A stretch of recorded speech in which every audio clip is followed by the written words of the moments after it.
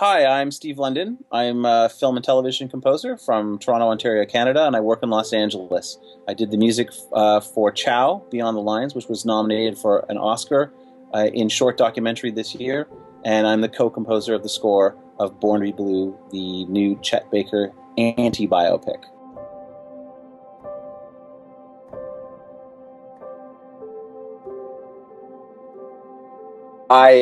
I was attending the Florida Film Festival last year with another film, and while I was there, I saw a screening of what was originally called War Within the Walls, when Courtney Marsh, the director, and Jerry Frank were starting to edit Chow, and they had another title. They were still, sort of assembling it, putting it together.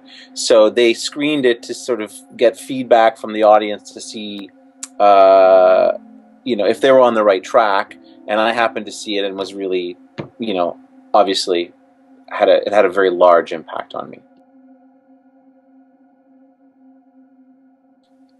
Courtney had a very good idea of what she wanted as a director for the film, and she spent a lot of time with the edit and getting feedback from Jerry, the producer, and other people to make sure that she was telling the story, not only the story she wanted to tell, but also to address the things you're talking about, becoming too happy and saccharine or too maudlin and sad, and really trying to portray an accurate, I guess, depiction of Chow's life, and to show not only his triumphs but also his failures. And musically, Courtney knew that she needed to have this be the same balance. So when we talked about the score, she knew that this is what the score had to also achieve. And I was keenly aware of all the pitfalls that could happen. So we sat and watched the picture a couple times in the studio, and had ideas of where the score would go. And in terms of where the score should go, I think it's a feeling you have more than a real analysis. I think part of being a film composer is understanding how music works with a picture, and you have a gut feeling where you want music to be. And music itself has an impact on a film, but the thing that people don't necessarily think of is that the beginning of music and the ending of music also have a strong impact on the picture that it's up against. So if music starts and you hear it start and you're watching an image, your brain automatically says, oh, something's happening, I have to pay attention. And if music stops, it's the same thing, as well as the music that goes under the scene that you're underscoring.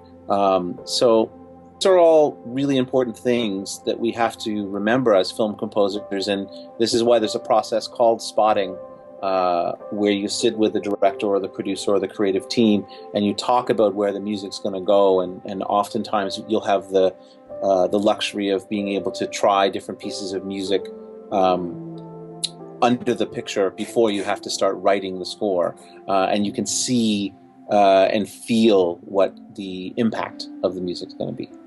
Courtney, for her, the important thing, as we talked about, was the balance of the music, to not overpower or underwhelm.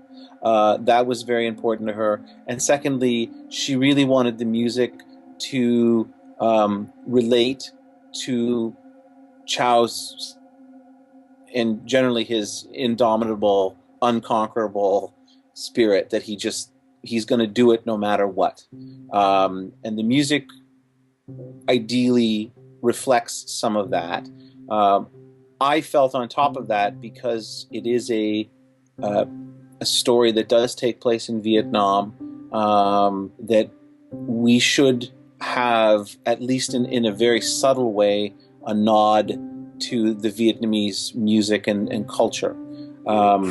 And So the ways we approached that, because Courtney didn't want to have just straight Vietnamese instruments. She didn't want to make it, sort of just a straight cultural sound.